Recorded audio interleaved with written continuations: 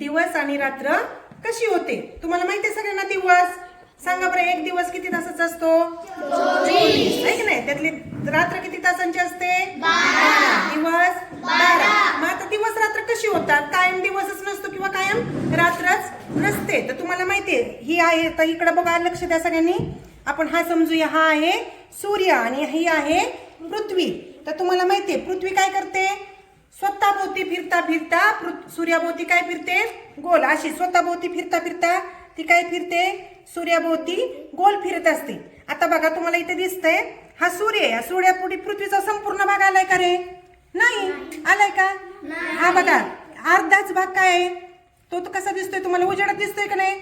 अर्ध्या भागावर काय पडलाय? उजेड पडलाय. इकडचा अर्धा भाग आहे काय? मोठ्याने सांगा, काय आहे? अंधार. म्हणजे याचा अर्थ इकडे काय आहे? अंधार आहे म्हणजे काय आहे? त्या बाजूला रात्र. आणि इकडे उजेड आहे म्हणजे काय आहे?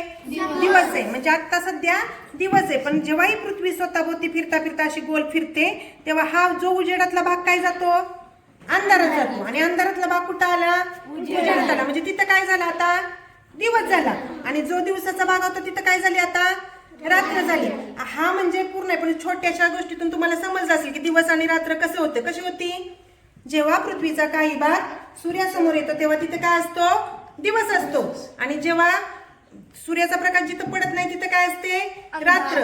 आता काय इथं? दिवस. आता पृथ्वी फिरली बघा स्वतःभोवती.